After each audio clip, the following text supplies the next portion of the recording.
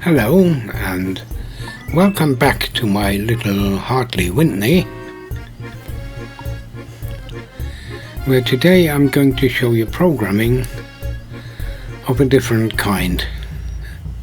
You'll love this, I promise. But let me begin by showing why I did what I did in the previous episode. All the changes in my code I made so that I can move all my furniture around without upsetting my system. No matter what I take, when and where I place it, my bots are going to find their workstations and they're going to operate them. And that's important. You need to be able to rearrange stuff. Down here. Oh wait, what are you running across my table for? Right, there you go.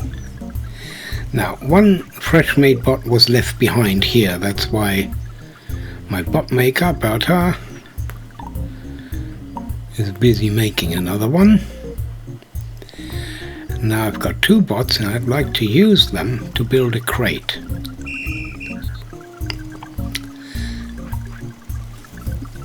This guy will be my plank to blueprint. All he needs to know is how to fetch a plank from here,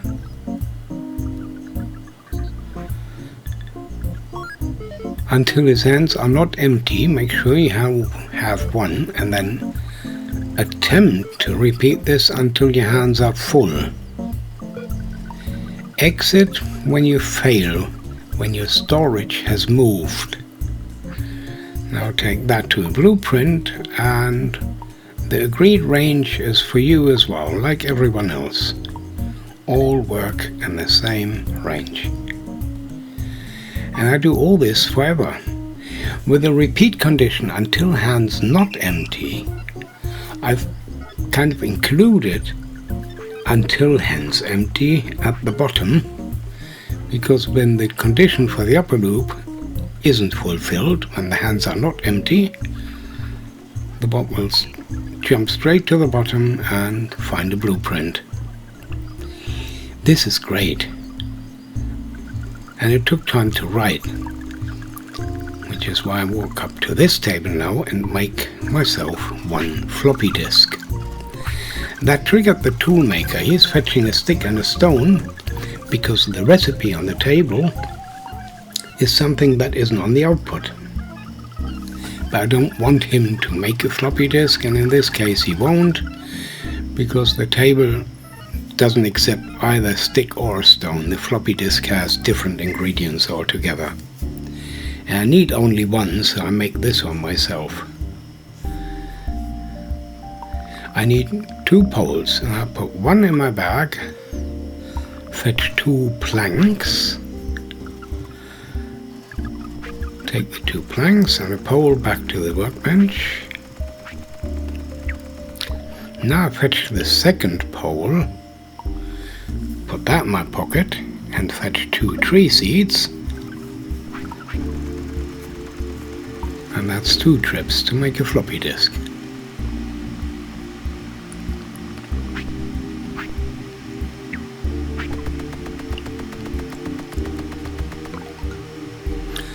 Right. The toolmaker is still stuck in this loop here. You're still trying to add to this workbench.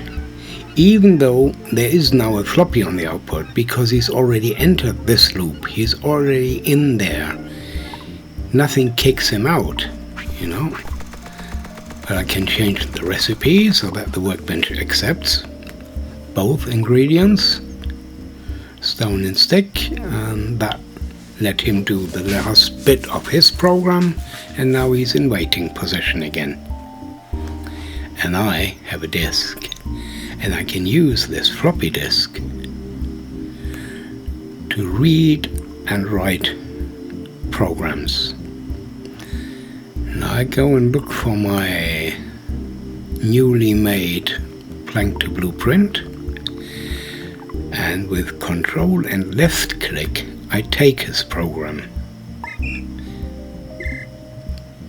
I can't see the contents of the floppy disk. I can only see it when I transferred it to this spot here. And now I need to change a few things. We want this spot to take from the pole storage. So go to the pole storage, take from the pole storage. But everything else in his program is identical. There's my Mr. Pole to blueprint. And the two together, plank and pole to blueprint, they form the core of my new builders team.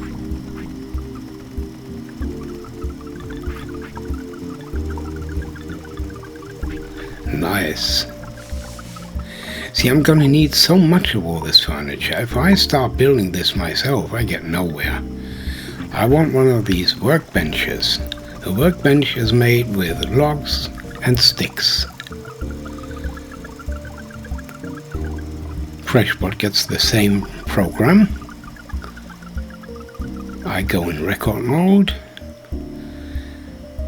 I select the move to plank storage target.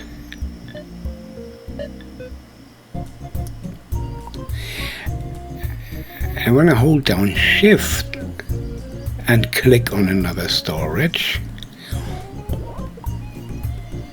all entries are replaced. This one and that one. Everything that had the same target before has the same new target now. This is Mr. Lock to blueprint. Off you go. Third builder. Same with the sticks. There's my Freshbot, made to order, so to speak. Dump the program in, select him. This is stick to blueprint.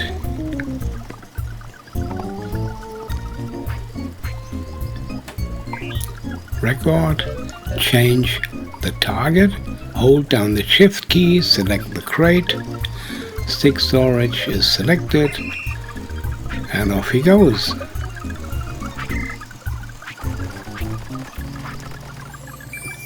Well done, sir. Welcome in my team of builders. Now what else do we need to do? Crude pick made 1 of 3. Okay, let's send someone crush some stone.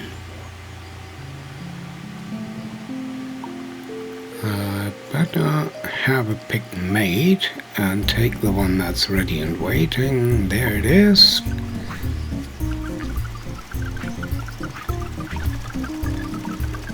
You're my stone crusher.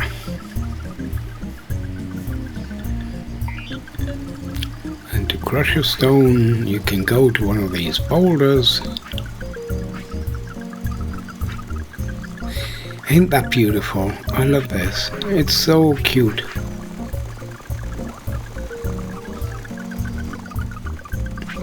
Right. I could give him the pick now, but I won't. I tell him to do this forever, in the range that we all agree upon. I won't give him a pick. I want him to scream and beg for it. There. Because now I can teach my next bot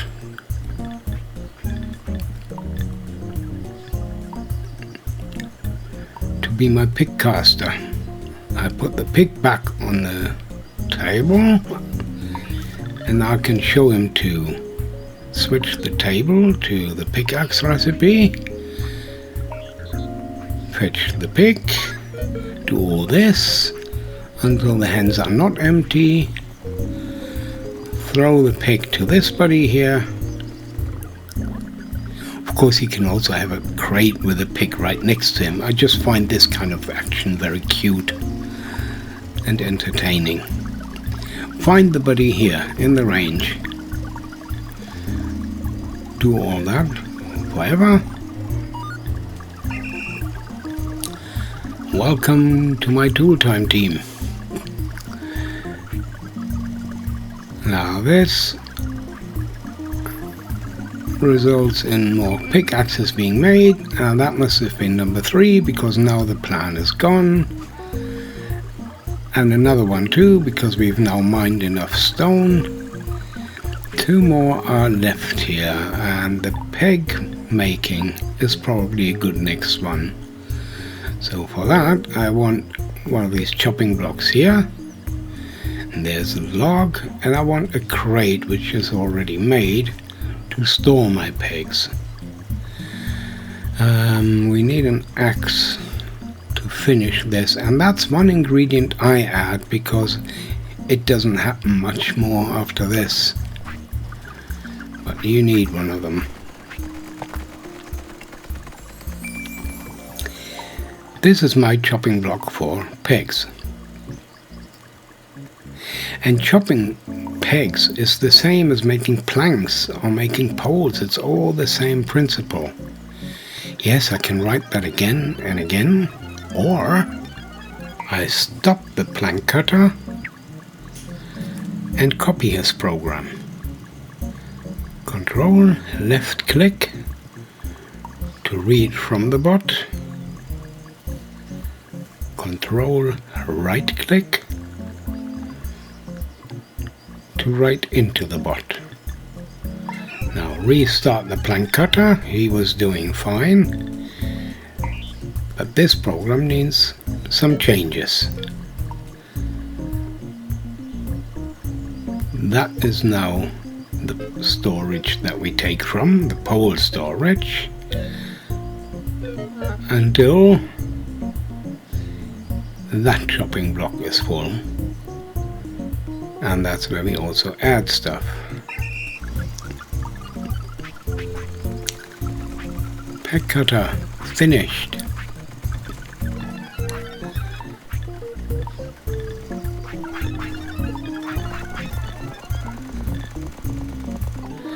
Now we need to store these pegs here next.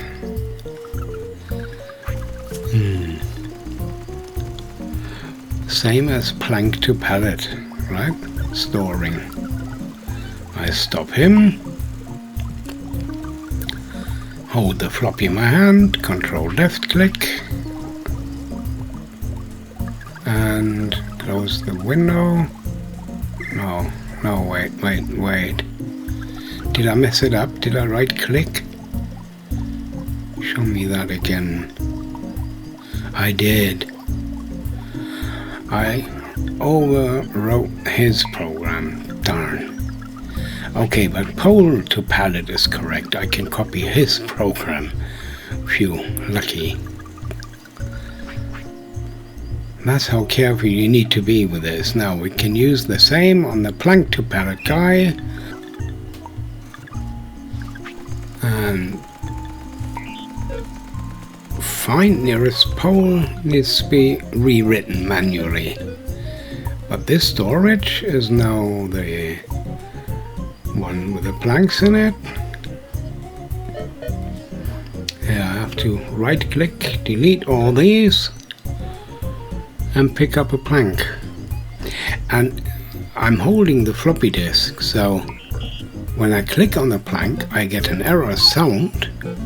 I couldn't pick up the plank, but the code lines were written. Find the nearest plank.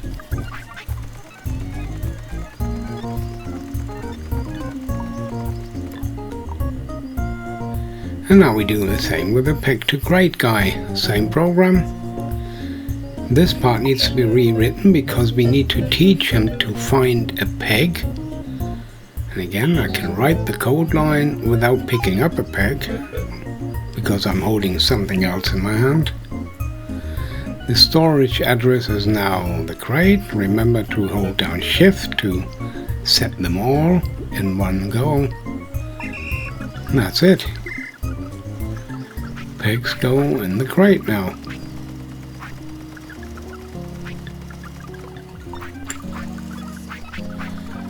Well, you're part of my sawmill team.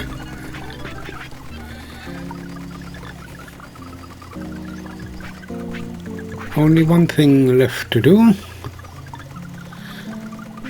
We need to knock a tree for sticks. We need a mallet. And to make a mallet, I need a log and a pole, 2 ingredients. That's the same as the toolmaker's already doing with the stick and the stone. Let's steal his program. Control and left click to take his program, and then Control and right click a fresh spot to give. Now he's got the same program, but he's going to be my mallet maker, which means he won't use the stick storage. Instead, he'll use the pole storage. Hold down shift so that every stick storage is replaced by pole storage. The stone is now going to be the log. And the workbench that we're going to use is that one, of course. Yes.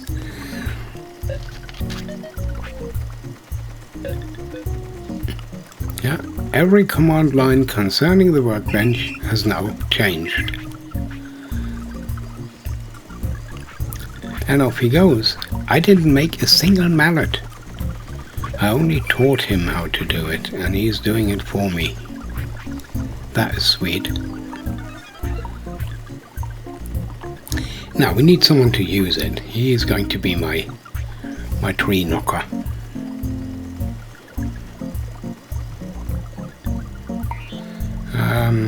No. I want to pick up the mallet without you watching. You're not supposed to do that. Your job is to knock a tree. Why isn't there any tree close by?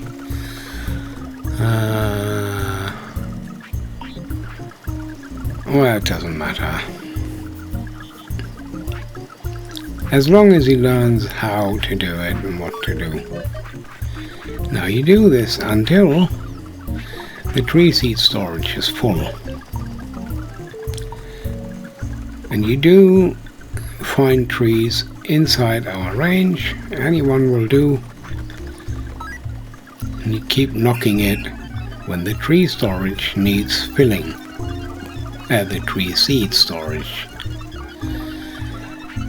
Now he's not begging for a mallet right now, even though I started him and kept the mallet, because the tree seed storage was full, but now for a brief moment it was empty, and that sent him to the nearby tree, and now he's screaming for his mallet. Here's the mallet caster. I put the mallet back on the table, so now I can show him how to fetch it. Do that until your hands are not empty. Make sure you hold one and only one. Find the buddy, throw it to him. Repeat that. And you find your buddies, your working buddies, in range. Off you go.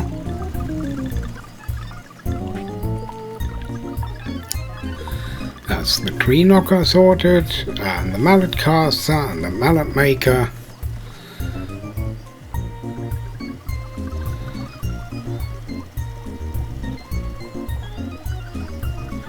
And that should be one more plan fulfilled.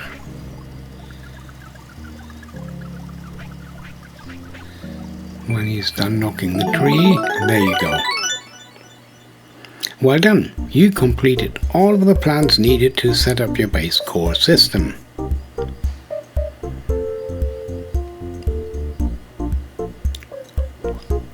And that's all it takes. It's a small base, but it's strong. It's a well-oiled little machine. And I didn't do any grinding. All I did was set up bots to do this stuff for me.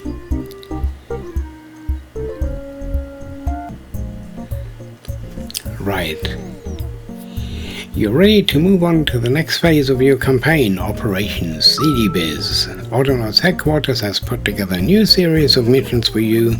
To fund your defense campaign, you need gold. Let's start with this mission in the next video. Thank you very much for watching. I hope you gained some insight from this and have fun with Autonauts versus Piratebots. It's a gem of a game, it really is cute. Hartley Whitney, number 3. Bye bye, see you soon.